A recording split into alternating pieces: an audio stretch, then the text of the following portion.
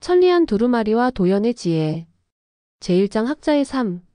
조선 중기 인조 임금이 다스리던 시절 한강 하류의 작은 마을 수락촌에는 도연이라는 젊은 학자가 살고 있었다. 28의 나이에도 과거에 급제하지 못한 그는 세속적인 출세에 대한 미련을 완전히 버리고 순수한 학문의 길을 걷고 있었다.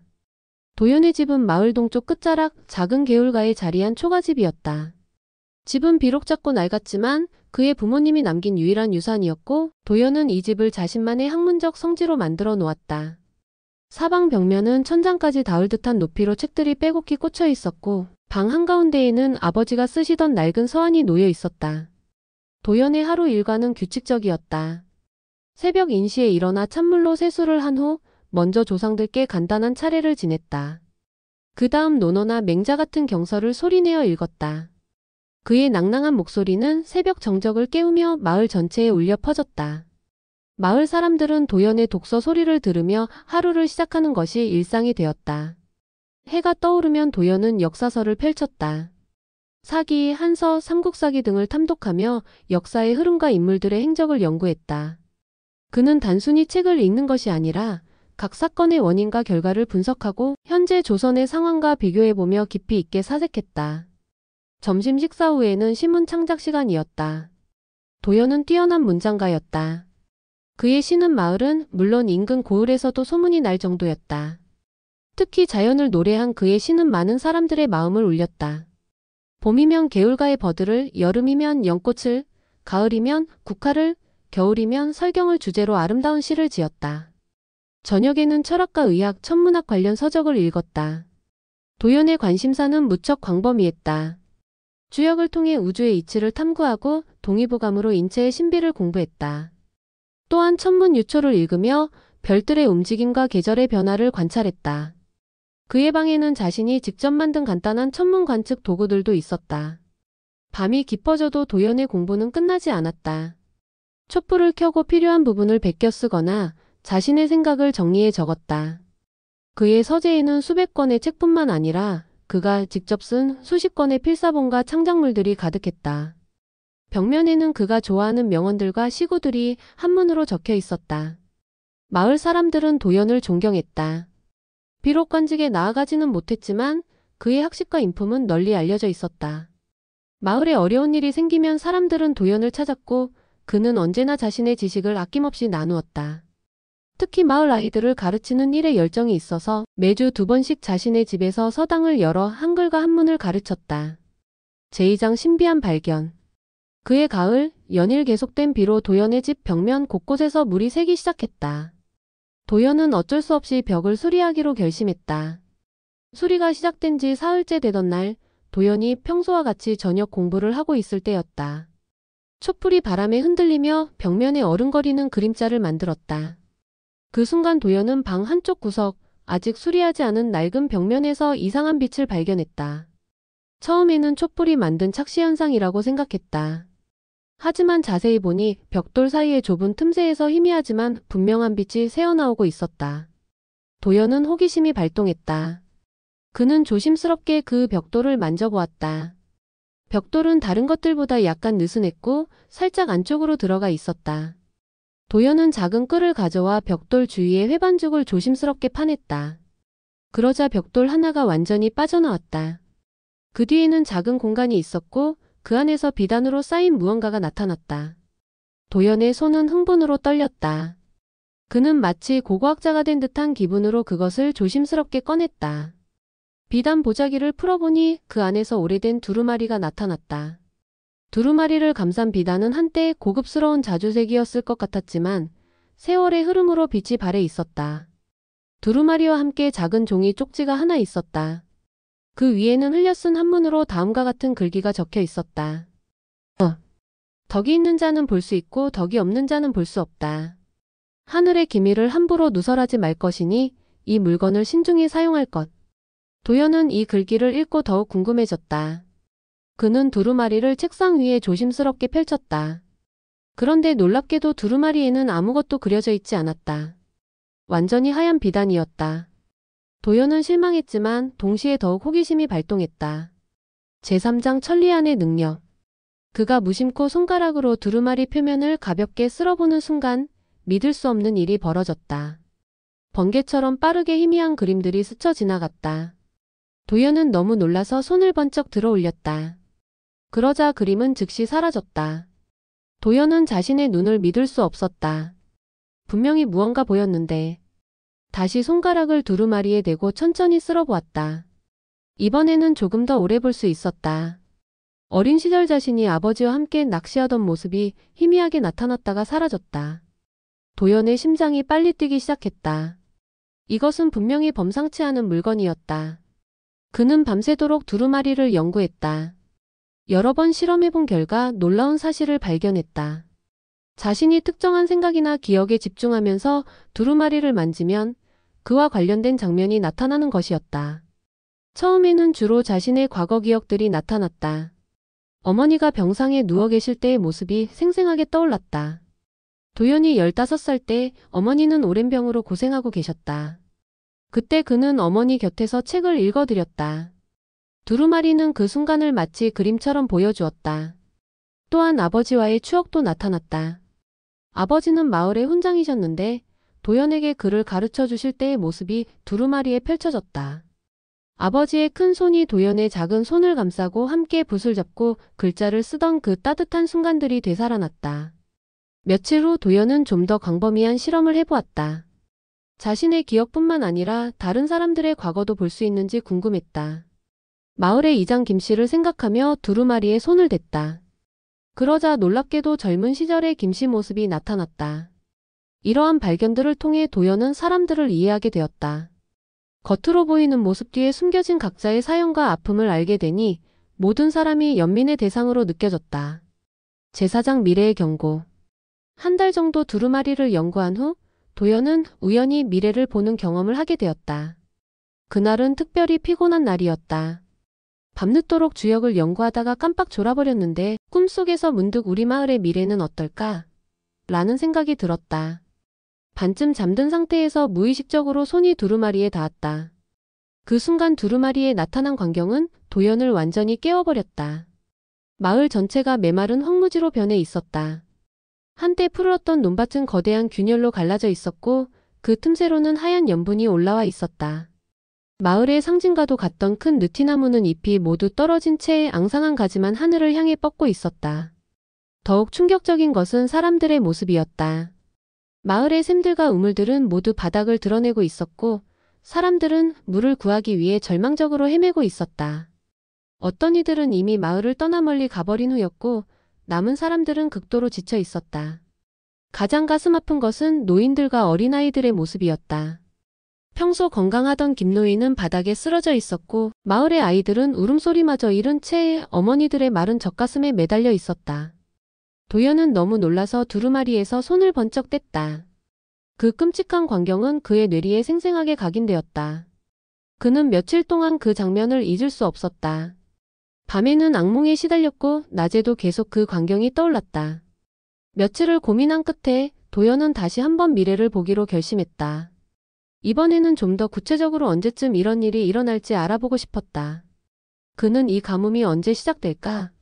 라고 생각하며 두루마리에 손을 댔다. 새로운 장면이 나타났다. 계절로 보아 내년 봄쯤으로 보였다. 처음에는 별다른 이상이 없어 보였다. 하지만 점차 비가 오지 않기 시작했다. 보름 한 달, 두 달. 비가 오지 않자 사람들이 걱정하기 시작했다. 그 후 석 달, 넉 달이 지나도 비는 오지 않았다. 그때부터 심각한 문제가 시작되었다. 제5장 김노인의 지혜. 고민에 고민을 거듭한 도연은 마침내 마을 어른들 중 가장 연장자이자 지혜로운 김노인을 찾아가기로 결심했다.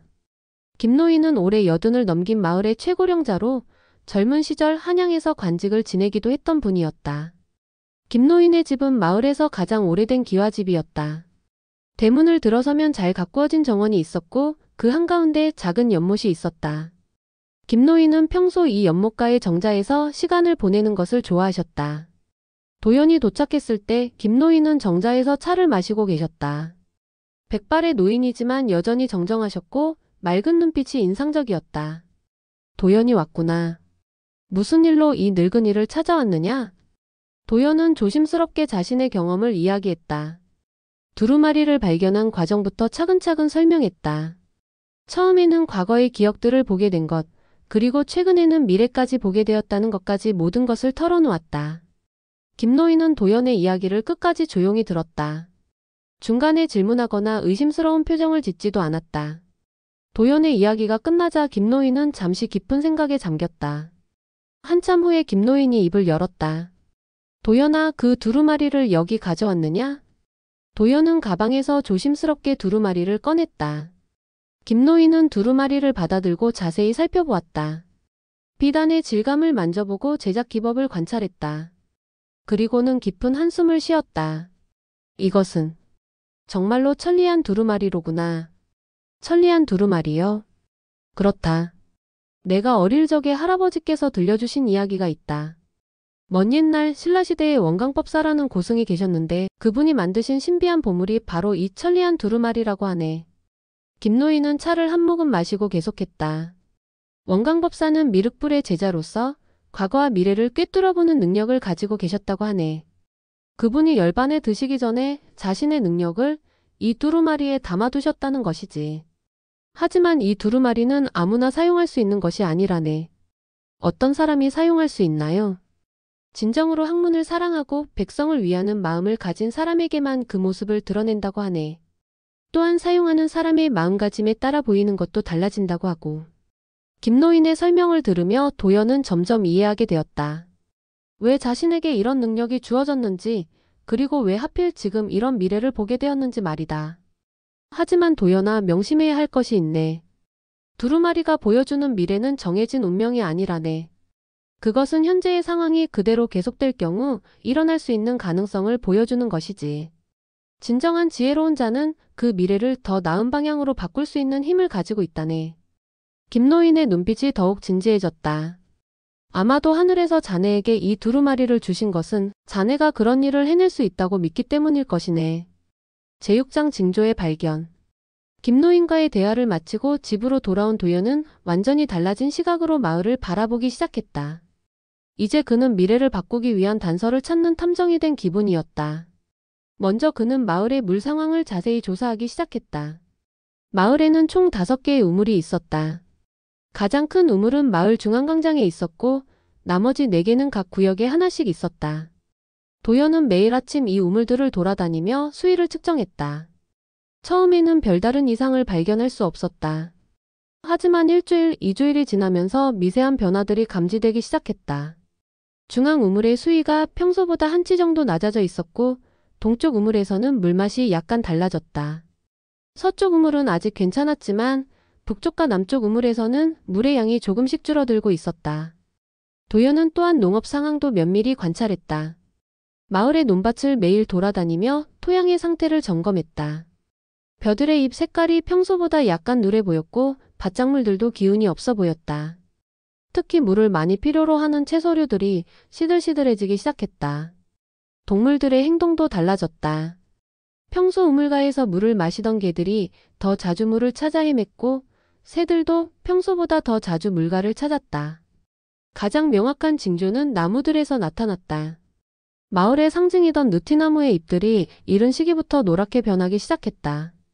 도연은 이 모든 관찰 결과를 빈틈없이 기록했다. 몇 주가 지나자 명확한 패턴이 드러났다. 모든 지표가 가뭄의 전조를 보여주고 있었다. 제7장 설득과 준비. 확실한 증거를 수집한 도연은 이제 마을 사람들을 설득해야 할 때라고 생각했다. 하지만 이는 쉬운 일이 아니었다. 도연은 먼저 마을의 이장인 김 촌장을 찾아갔다. 촌장님, 요즘 마을의 물 상황이 좀 이상합니다. 하지만 김 촌장의 반응은 시큰둥했다. 도연이, 자네는 너무 걱정이 많네. 작년에도 비슷한 시기에 물이 좀 줄었지만 장마철이 되니까 다 해결됐잖나. 첫 번째 시도는 실패였다. 하지만 도연은 포기하지 않았다. 그는 마을의 젊은이들부터 설득해보기로 했다. 마을의 청년들 중에서 가장 영향력이 있는 사람은 한옥이었다. 25살의 한옥은 키가 크고 체격이 좋아서 마을의 젊은이들 사이에서 자연스럽게 리더 역할을 하고 있었다. 도연은 한옥에게 자신의 관찰 결과를 자세히 설명했다. 우물의 수위 변화, 토양의 상태, 작물들의 이상 징후 등을 구체적인 수치와 함께 제시했다. 한옥은 도연의 말을 진지하게 들었다. 그도 농사를 짓는 사람이라서 도연이 지적하는 변화들을 어느 정도 느끼고 있었다. 선생님 말씀을 들으니 저도 요즘 뭔가 이상하다고 느꼈던 것들이 있습니다. 한옥의 도움으로 도연은 마을의 청년들과 만날 기회를 얻었다. 어느 저녁 마을 청년들이 평소 모이는 느티나무 아래에서 모임이 열렸다. 도연은 청년들 앞에서 자신이 수집한 모든 자료를 펼쳤다. 청년들은 도연의 자료를 흥미롭게 살펴보았다. 새로운 우물을 파려면 상당한 인력과 비용이 필요해.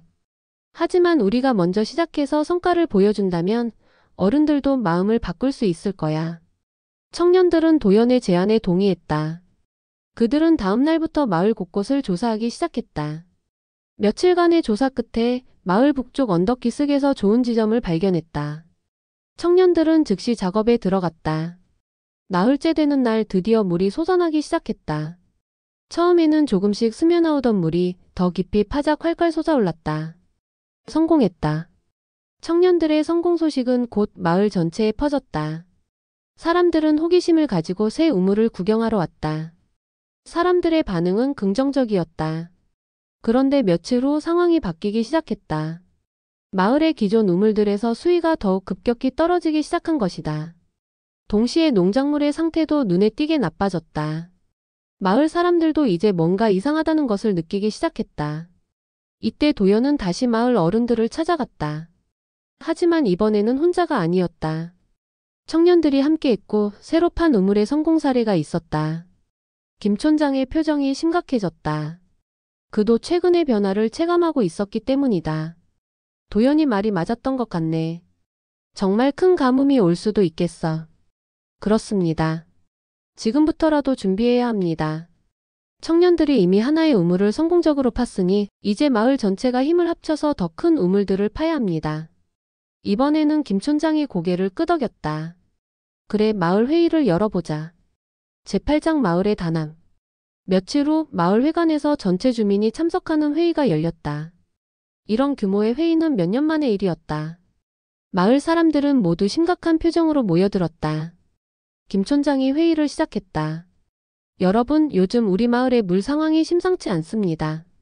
도연 선생의 말대로 큰 가뭄이 올 가능성이 높아 보입니다. 도연이 앞으로 나와서 자신이 수집한 모든 자료를 마을 사람들에게 설명했다. 우물 수위의 변화, 토양 상태, 작물들의 이상 징후 등을 체계적으로 제시했다. 이 모든 징조들이 가리키는 것은 하나입니다. 내년 봄부터 심각한 가뭄이 시작될 것이라는 점입니다. 마을 사람들은 도연의 설명을 진지하게 들었다. 이제는 그의 말을 무시할 수 없는 상황이 되었다. 여전히 반대 의견도 있었다. 우물을 파는 데 드는 비용과 노력을 걱정하는 목소리들이 나왔다. 하지만 한옥이 일어서서 말했다. 어른들, 저희가 직접 파본 결과 생각보다 어렵지 않았습니다. 우리 모두가 힘을 합치면 충분히 할 수 있어요. 다른 청년들도 하나씩 일어서서 자신들의 경험을 나누었다. 그들의 열정적인 설명에 점점 더 많은 사람들이 마음을 바꾸기 시작했다. 마침내 김 촌장이 결정을 내렸다. 좋습니다. 우물을 파는 일에 마을 전체가 협력하기로 합시다. 회의장에서 박수가 터져나왔다. 다음 날부터 마을 전체가 우물 파기 프로젝트에 매진했다. 남자들은 땅을 파고 돌을 나르는 일을 맡았고 여자들은 음식을 준비하고 물과 수건을 가져다 주었다. 아이들까지도 작은 돌을 옮기는 일을 도왔다. 도연은 전체적인 계획을 세우고 기술적인 지도를 했다. 그는 여러 권의 책에서 우물 파는 기술에 대해 연구한 내용을 바탕으로 가장 효율적인 방법을 제시했다. 첫 번째 우물 위치는 마을 중앙광장 근처였다. 기존의 우물보다 더 크고 깊게 파기로 했다. 두 번째는 마을 서쪽, 세 번째는 동쪽에 파기로 계획을 세웠다. 작업은 생각보다 순조롭게 진행되었다. 젊은이들의 체력과 어른들의 경험, 그리고 모든 사람의 협력이 만나면서 놀라운 성과를 거두었다. 일주일 만에 첫 번째 우물이 완성되었다. 물의 양도 풍부했고 질도 좋았다. 사람들은 자신들의 성취를 자랑스러워했다. 두 번째 우물도 비슷한 속도로 진행되었다. 작업 중에 사람들 사이의 유대감도 더욱 깊어졌다. 평소에 별로 말을 섞지 않던 사람들도 함께 땀 흘리며 일하다 보니 친해졌다. 저녁에는 함께 모여서 음식을 나누어 먹으며 이야기꽃을 피웠다. 도연은 이런 광경을 보며 가슴이 뿌듯했다. 천리안 두루마리가 보여준 끔찍한 미래를 막기 위한 첫걸음이 성공적으로 진행되고 있었다. 제구장 가뭄의 시작과 실현. 새해가 지나고 봄이 왔다. 도연이 두루마리를 통해 본 바로 그 시기였다. 처음에는 별다른 이상이 없어 보였다. 하지만 곧 변화가 시작되었다. 보통 이맘때면 봄비가 내려야 하는데 비가 오지 않았다. 일주일, 2주일이 지나도 하늘은 맑기만 했다. 사람들은 처음에는 별로 신경 쓰지 않았다. 봄 가뭄이야 가끔 있는 일이라고 생각했다. 하지만 한 달이 지나도 비가 오지 않자 사람들은 걱정하기 시작했다. 2달, 3달이 지나도 상황은 마찬가지였다.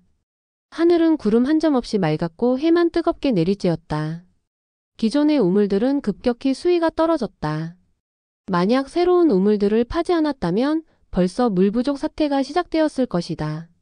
하지만 다행히 마을 사람들이 미리 준비한 새 우물들 덕분에 아직까지는 큰 문제가 없었다. 농작물들의 상황은 더욱 심각했다. 논에 물을 대기 위해 더 깊은 곳에서 물을 퍼올려야 했고 밭작물들은 매일 물을 주어야 겨우 살아있을 수 있었다. 다른 마을들의 소식도 들려오기 시작했다. 미리 준비하지 않은 마을들은 심각한 물 부족에 시달리고 있었다. 어떤 마을은 이미 우물이 말라서 먼 곳까지 물을 길러 가야 하는 상황이었다. 수락촌 사람들은 도연의 예견과 준비가 얼마나 중요했는지 깨닫게 되었다. 그들은 도연에게 깊은 감사를 표했다. 도연 선생님 덕분에 우리가 살았습니다. 만약 미리 준비하지 않았다면 어떻게 되었을까요? 하지만 도연은 아직 안심할 때가 아니라는 것을 알고 있었다. 두루마리가 보여준 미래에서는 가뭄이 더욱 오래 지속되었다. 진짜 시련은 이제부터 시작이었다. 가뭄이 시작된 지 넉 달이 지났다. 이제는 새로 판 우물들마저 수위가 떨어지기 시작했다. 마을 사람들의 표정에도 걱정이 스며들었다. 도연은 다시 두루마리를 펼쳐보았다. 미래의 상황이 어떻게 될지 더 자세히 알아야 했다.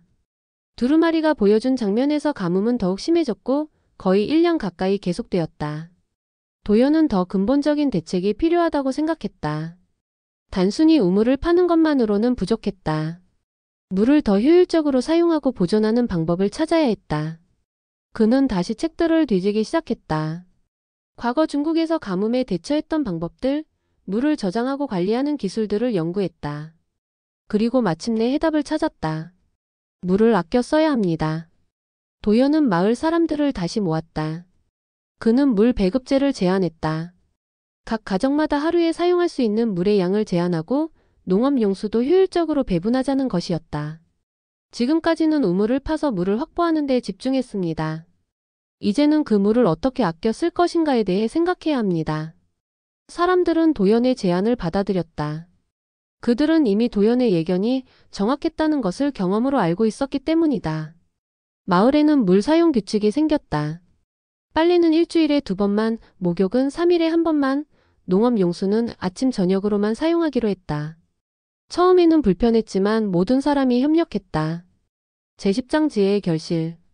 가뭄이 시작된 지 6달이 지났다. 다른 마을들에서는 사람들이 떠나기 시작했다는 소식이 들려왔다. 하지만 수락촌은 여전히 버티고 있었다. 도연의 지도 하에 마을 사람들은 더욱 창의적인 방법들을 개발했다. 빗물을 모으는 시설을 만들고 물을 재활용하는 방법을 고안했다. 심지어 이슬을 모으는 장치까지 만들었다. 가을이 되어도 비는 오지 않았다. 하지만 수락촌 사람들은 포기하지 않았다. 그들은 서로를 격려하며 어려운 시기를 견뎌냈다. 우리에게는 도연 선생님이 있잖아요. 선생님 덕분에 우리가 이렇게 버틸 수 있는 거예요. 마을 사람들의 신뢰는 도연에게 큰 힘이 되었다. 그는 더욱 열심히 해결책을 찾았다. 드디어 겨울이 왔고 그해 겨울은 유난히 추웠다. 하지만 추위와 함께 기다리던 눈이 내리기 시작했다. 사람들은 눈을 모아 물로 사용했다. 그리고 이듬해 봄 마침내 단비가 내렸다. 거의 1년 만에 내리는 비였다. 마을 사람들은 비를 맞으며 기뻐했다. 아이들은 빗속에서 뛰어놀았고 어른들은 눈물을 흘렸다. 살았다. 우리가 살았어. 도연 선생님 정말 고맙습니다. 가뭄이 끝나고 마을은 다시 생기를 되찾았다. 논밭에는 다시 푸른 싹이 돋았고 우물들도 원래 수위를 회복했다. 하지만 무엇보다 소중한 것은 마을 사람들 사이의 끈끈한 유대감이었다. 그날 밤 도연은 조용히 천리안 두루마리를 바라보며 깊은 감사를 표했다. 두루마리는 여전히 하얗게 빛나고 있었다. 도연은 두루마리에 손을 대고 미래를 다시 한번 보았다. 이번에는 다른 광경이 펼쳐졌다. 마을은 이전보다 더욱 번영하고 있었다. 사람들은 행복해 보였고 아이들은 건강하게 자라고 있었다. 새로 판 우물들은 여전히 맑은 물을 공급하고 있었고 사람들은 물의 소중함을 알고 아껴 쓰고 있었다. 가장 인상적인 것은 마을 중앙에 세워진 작은 비석이었다. 그 위에는 다음과 같은 글귀가 새겨져 있었다. 지혜로운 자는 미래를 보고 용감한 자는 운명을 바꾼다. 도연은 미소를 지었다. 그는 이제 알았다. 진정한 지혜는 미래를 아는 것이 아니라 그 미래를 더 나은 방향으로 바꿀 수 있는 용기와 실천력을 갖는 것이라는 사실을. 그리고 가장 중요한 것은 혼자가 아닌 모든 사람이 함께 힘을 합칠 때 비로소 불가능해 보이는 일도 가능하게 만들 수 있다는 것이었다. 천리안 두루마리는 여전히 그의 곁에 있었지만 이제 도연은 두루마리에 의존하지 않았다. 그는 자신의 지혜와 마을 사람들의 신뢰, 그리고 모든 사람의 협력이야말로 가장 큰 보물이라는 것을 깨달았기 때문이었다. 그 후로도 도연은 계속해서 마을을 위해 봉사했다. 그는 아이들을 가르치고 어려운 일이 생기면 해결책을 찾아주었다. 그리고 가끔씩 두루마리를 통해 미래를 엿보며 또 다른 위기가 오기 전에 미리 준비하는 일을 게을리하지 않았다. 수락초는 그 후로도 오랫동안 평화롭고 번영하는 마을로 남아있었다. 그리고 사람들은 도연의 이야기를 대대로 전해 내려가며 진정한 지혜와 용기가 무엇인지를 잊지 않았다.